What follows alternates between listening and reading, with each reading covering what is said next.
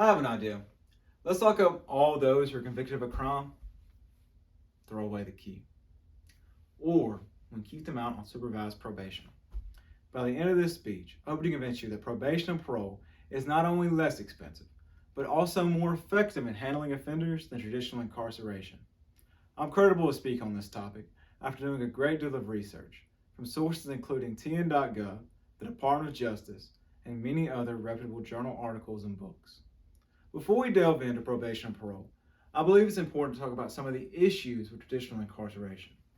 Traditional incarceration, in the context of the modern criminal justice system, harbors many issues that can have major impacts on society as a whole. To start, traditional incarceration is a very expensive way to handle offenders. A webpage on tn.gov that covers many of the statistics for the Tennessee Department of Correction notes that it costs $86.25 to house one offender per day.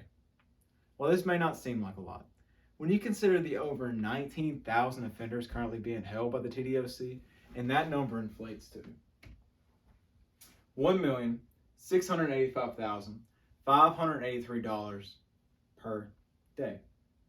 And on a federal level, it's not any better. This diagram, found on uscourts.gov, notes many of the federal expenses for criminal justice programs. On this diagram, it notes that it costs $34,770 to keep one federal inmate in prison for a year. These costs covered by our tax dollars. And in addition to this, these high costs do not lead to lower recidivism rates. Recidivism, as defined by the National Institute of Justice, is a measurement in criminal acts that result in rearrest, reconviction, or return to prison with or without a new sentence within a 3-year period following an individual's release. Recidivism rates affect every facet of the criminal justice system. Thus, there has been countless studies done to measure the different rates throughout the nation. One in particular, organized by the Department of Justice, found that 66.2% of offenders released within 24 states will return to prison within that 3-year period. This just highlights the fact that even with these high costs, recidivism rates remain at a high level. Now that we've discussed many of the issues with traditional incarceration, let's move on to probation and parole. With traditional incarceration being proven to be ineffective, what could work to solve these issues? It's simple: probation and parole, or more specifically, supervision programs. Before we talk about specific programs, I believe it's important to gain some foundational knowledge about the more recent history of the criminal justice system.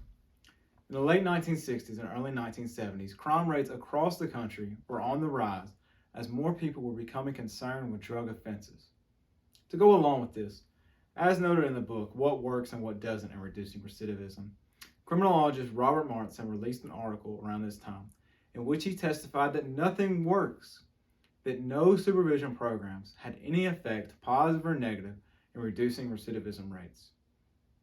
This could not have been said at a better time, as legislators throughout the country were looking for a reason to reinstate more punitive punishments. And that's exactly what they did. An article on jrank.org noted that from the period of 1970 to 1994, the period of the Get Tough movement, the prison population within this country doubled and then redoubled. And many rehabilitative programs within these institutions were cut. Unsurprisingly, recidivism rates throughout the country rose, and Robert Martin himself later had to go back against his previous word and note that some rehabilitative probation programs do work in reducing recidivism rates. Now that we've covered some of the more recent history of the criminal justice system, let us move on to specific programs. There are countless programs currently in effect today that have made great progress in reducing recidivism.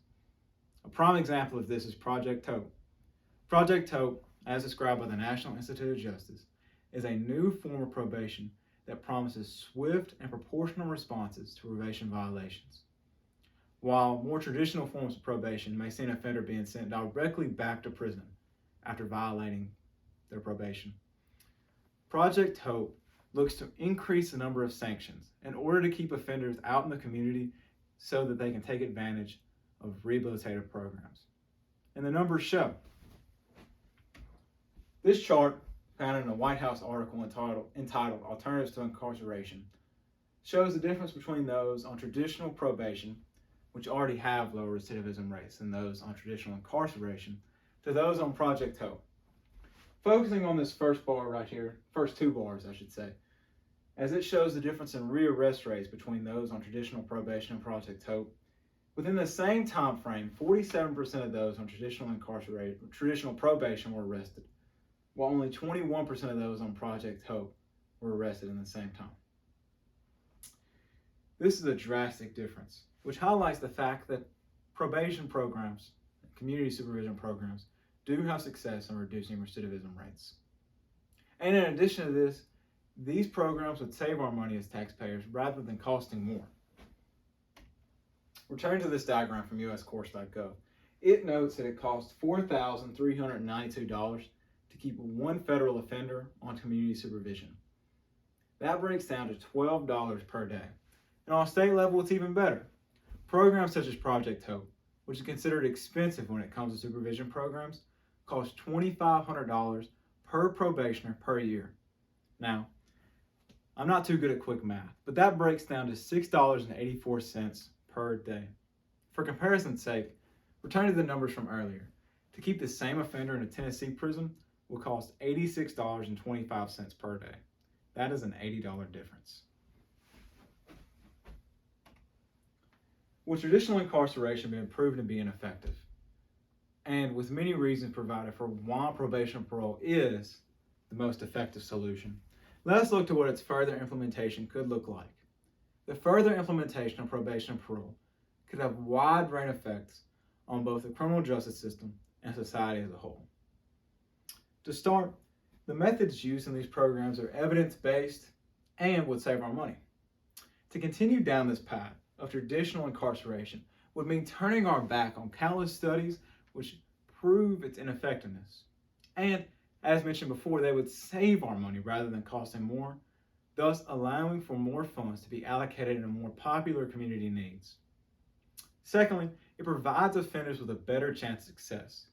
Locking an individual in a prison cell is not going to allow them to address the issues that led them to crime in the first place. If we as a society provide them with the proper tools in order to avoid crime in the future, then we can see crime rates throughout the nation decreasing. And lastly, it keeps families together, which could have generational impacts on children who may have been led into a life of crime by their parents. In review, although we've discussed a great deal of information in a very short period of time, I hope it has had an impact on how you view supervision programs. And I hope it becomes an important consideration in who you vote for in future elections. While you may not feel you have a vested interest in the criminal justice system, its success can have major impacts on the communities in which you live. 95% of those in prison today will one day be released. This is an issue of public safety, which I believe that we can all get behind. Thank you.